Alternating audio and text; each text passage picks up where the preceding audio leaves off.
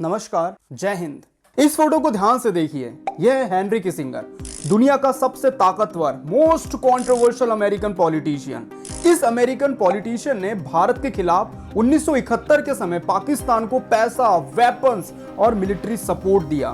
इसी व्यक्ति ने अमेरिका की विदेश नीतियों में परिवर्तन किया, जिसकी वजह से सबसे ज्यादा फायदा चाइना को हुआ।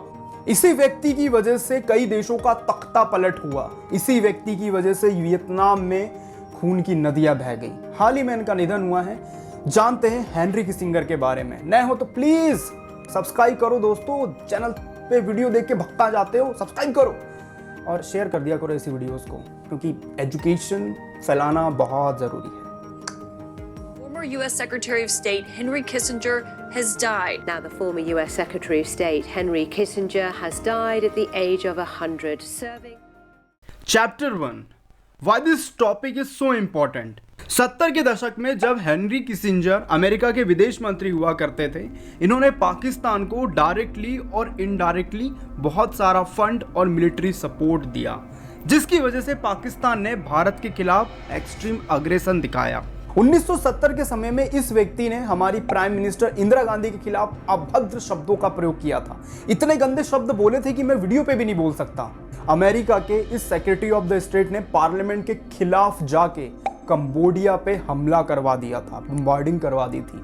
वियतनाम से अमेरिकन सोल्जर्स को वापस बुलाने के लिए इस व्यक्ति को जाना जाता है, लेकिन उसके बाद क्या हुआ?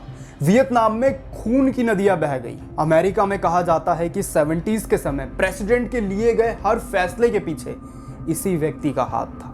खुद प्रेसिडेंट हेनरी किसिंगर से पूछ के अपने फैसले लिया करते थे। हेनरी किसिंगर ने अमेरिका के 2 बड़े राष्ट्रपतियों के साथ काम किया है, इसीलिए इनके लिए गए एक्शन अमेरिका के फॉरेन पॉलिसी में साफ साफ नजर आते हैं। चाइना के साथ दोस्ती करने के लिए इसी व्यक्ति ने पाकिस्तान का उपयोग किया। पाकिस्तान के टेररिस्ट ऑर्गेनाइजेशनों को वेपन्स और मिलिट्री सपोर्ट इसी व्यक्ति ने प्रोवाइड करवाया। इस व्यक्ति का जीवन अचीवमेंट और कंट्रोवर्सी से भरा पड़ा हुआ है। भारत में सीमा पार जो टेररिस्ट भारत में घुसने की कोशिश करते हैं, 70s के दशक में ये व्यक्ति उनको फंड करने लग रहा था। जब मैं जियोपॉलिटिक्स पढ़ता हूँ तब मुझे समझ में आता है कि हमने हर किसी ने किसी अपने को सीज फायर में खोया है। तो इन सब फसाद की जड़ के पीछे इस व्यक्ति का भी कहीं ना कहीं महत्वपूर्ण योगदान रहा है। चैप्टर 2, एक संघर्ष भरा जीवन और कंट्रोवर्शियल करियर। 27 मई 1923 हेनरी किसिंगर का जन्म जर्मनी में एक स्कूल टीचर के यहाँ पे होता है। 1923, थोड़ी सी जियोपॉलिटिक्स समझिएगा आप। हिटलर का उस समय जर्मनी में उदय होने लग रहा था, लेकिन वो पावर में नहीं आया था। लेकिन जब हिटलर पावर में आया, उसने यहूदियों का नरसंहार करना स्टार्ट किया।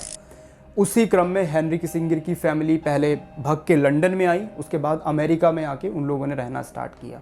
हेनरी किसिंगर की स्टार्टिंग में आर्थिक हालात कुछ ठीक नहीं थे। हेनरी किसिंगर का बचपन बहुत ज्यादा स्ट्रगल में बीता। दिन में ये पढ़ाई किया करते थे और रात में एक ब्रश फैक्ट्री में जाके काम किया करते थे, क्योंकि इनको अपनी फैमिली को भी संभालना था। और ये सब बात मैं इनकी जो बायोग्राफी लिखी गई है हेनरी किसिंगर, उससे बोलने लग रहा हूँ, जो लिखी गई है वॉल्टर इसैक्सन के द्वारा। जब ये 20 साल के हुए तो वर्ल्ड वॉर 2 छिड़ गया। जंग में अमेरिकन लड़कों को सेना की तरफ से लड़ना पड़ा। उसी क्रम में ये भी अमेरिकन सेना में शामिल हुए। जब वर्ल्ड वॉर 2 खत्म हो गया, उसके बाद इनको एक टीचर की जॉब ऑफर हुई, जिसको इन्होंने खुशी खुशी स्वीकारा। उसके बाद हार्वर्ड यूनिवर्सिटी से अपना ग्रेजुएशन और पोस्ट ग्रेजुएशन इन्होंने पॉलिटिकल साइंस में किया। बाद में पीएचडी भी करी। हार्वर्ड रिसर्च स्टडी के दौरान इनकी गहरी दोस्ती रॉबर्ट निक्सन से हो गई थी। रॉबर्ट निक्सन आने वाले समय में यूएसए के प्रेसिडेंट बनने वाले थे। हेनरी किसिंगर जब यंग थे तब उन्होंने देखा कि कैसे हिटलर जर्मनी में यहूदियों का नरसंहार कर रहा है। पूरे हिस्ट्री का one of the darkest period है जब यहूदियों का नरसंहार किया गया था। तो उसका कहीं ना कहीं इम्पैक्ट हेनरी किसिंगर के दिमाग पे था। इसीलिए जब ये विदेश मंत्री बनते हैं अमेरिका के, उस समय अमेरिकन की विदेश मंत्री की जो पॉलिसीज थी वो काफी ज्यादा अग्रेसिव पॉलिसी इनकी होती है, क्योंकि ये यहूदी थे। अपनी डिग्रियां पूरी करने के बाद इन्होंने गवर्नमेंट के कई बड़े ऑर्गेनाइजेशनों के हेड के रूप में काम किया। 1969 में अमेरिका वियतनाम वॉर लड़ने लग रहा था और इस वॉर में अमेरिका अपने सैनिकों को और पैसों को खो रहा था। रिचर्ड निक्सन नए प्रेसिडेंट बनते हैं और ये वादा करते हैं कि वो वियतनाम वॉर खत्म करेंगे और वियतनाम के सारे सोल्जरों को वापस अमेरिका लाएंगे। हेनरी किसिंगर को अमेरिका का सेक्रेटरी ऑफ द स्टेट बना दिया गया, यानी विदेश मंत्री को। आप इनकी इंपॉर्टेंस उस समय अमेरिका में समझिए। रॉबर्ट निक्सन उस समय के प्रेसिडेंट हुआ करते थे, लेकिन ऐसा कहा जाता है कि रॉबर्ट निक्सन के लिए गए हर फैसले के पीछे हेनरी किसिंगर का महत्वपूर्ण योगदान होता था। 1969 और 77 के बीच में ये अमेरिका के united state secretary of the state and national security adviser के रूप में इन्होंने काम किया। इस टाइम पीरियड के दौरान रिचर्ड निक्सन द्वारा अमेरिकन फॉरेन पॉलिसी में मेजर चेंजेस किए गए, जिनकी वजह से अमेरिका को तो फायदा हुआ, लेकिन दूसरे देशों में बहुत सारे लोगों की मौतें हो गई और इन मौतों की वजह से ही रिचर्ड निक्सन को अ वॉर क्रिमिनल कहा जाता है। Chapter 3, rise of China. 1970 से पहले यूएसए ऐसी फॉरेन पॉलिसी अपनाता था जिससे वो केवल डेमोक्रेसी के साथ अपने रिलेशन आगे बढ़ा सके या बिजनेस रिलेशन कर सके। लेकिन हेनरी किसिंगर के आने के बाद इन्होंने पॉर्केविच नाम की नई पॉलिसी इंट्रोड्यूस करी, जिससे अमेरिका प्रॉफिट से मतलब रखने लगा। इस कोट को ध्यान से पढ़िए। इसका मतलब है अमेरिका का ना कोई दोस्त है ना कोई दुश्मन, केवल अमेरिका को अपने प्रॉफिट से मतलब है। जहां से उसको अच्छा धंधा दिखेगा वहां वो दोस्ती करेगा। हेनरी किसिंगर ने अमेरिका की फॉरेन पॉलिसी को बदल के रख दिया। ऑन द रिकॉर्ड ये सारी बातें हैं। कोल्ड वॉर के समय रशिया को काउंटर करने के लिए इन्होंने चाइना का उपयोग किया। एज अ मीडिएटर पाकिस्तान का उपयोग करा। हेनरी किसिंगर की वजह से ही चाइना को अमेरिका का बिजनेस मिला। अमेरिकन बड़ी कंपनी चाइना में जाके मैन्युफैक्चर करने लगी और कहीं ना कहीं आज आप पीछे पलट के देखोगे तो चाइना की इतनी बड़ी ग्रोथ के पीछे हेनरी किसिंगर का सबसे महत्वपूर्ण योगदान है। 1971 के समय जब India Bangladesh liberation war Pakistan से लड़ने लग रहा था, उस समय पाकिस्तान का सपोर्ट कौन कर रहा था?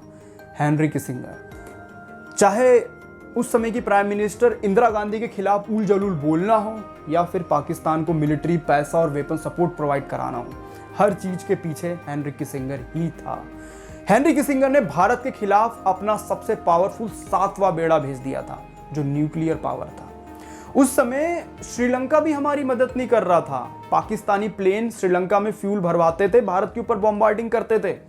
हमारा सारे पड़ोसी हमारे खिलाफ हो गए थे, लेकिन उस समय हमारे सबसे अच्छे मित्र सोवियत संघ ने हमारा साथ दिया। अब वो रशिया है। रशिया ने भी अपना नेवी का बेड़ा हमारे सपोर्ट में भेजा और ये ऑन रिकॉर्ड बातें हैं। रशिया ने कहा था कि अगर अमेरिका भारत के ऊपर हमला करेगा तो ये हमला रशिया के ऊपर माना जाएगा और एक भी न्यूक्लियर वॉरहेड भारत के ऊपर अगर फटा तो 300 से ज़्यादा वॉरहेड रशियन कैरी करके लाए हैं, वो पूरे खाली कर देंगे। अब आते हैं वीडियो के फाइनल पार्ट पे, कंक्लूजन पे। हेनरी किसिंगर की तो मौत हो चुकी है, लेकिन इस व्यक्ति के किए गए कामों को आप 2 रूपों में देख सकते हो, वॉर क्रिमिनल और अ ग्रेट लीडर। लेकिन एज अ इंडियन मेरे हिसाब से तो हमको इनकी फॉरेन पॉलिसी को पढ़ना चाहिए, स्टडी करना चाहिए, ताकि हम समझ सके जियोपॉलिटिक्स को बेहतर तरीके से। जब भी आप किसी लीडर को वोट दो तो आप उनसे इस बारे में पूछ सको कि भाई आपकी सेंट्रल की गवर्नमेंट है वो इस तरह से काम करने लग रही है, इनकी फॉरेन पॉलिसी तो ऐसी है, आप बहस करने के काबिल बनो। यही तो इस चैनल का मकसद है कि आप जियोपॉलिटिक्स, जो बहुत डिफिकल्ट टर्म मानी जाती है, उसको आसान में समझ सको। अगर वीडियो अच्छी लगी हो तो बड़ी मेहनत है इसके पीछे, प्लीज़ शेयर कर दो अपने भाई की वीडियो को। और गुरु लोग सब्सक्राइब करके जाना यार, ऐसे मत जाना। अगर आप और भी वीडियोस देखना चाहते हो तो मेरी वीडियोस यहाँ कहीं पे आ रही होगी, आप उनको देख सकते हो। आपका महत्वपूर्ण समय देने के लिए, इतना प्यार दिखाने के लिए इस चैनल पे बहुत बहुत धन्यवाद। मैं बहुत आभारी हूँ आप सभी का। जय हिंद, वंदे मातरम।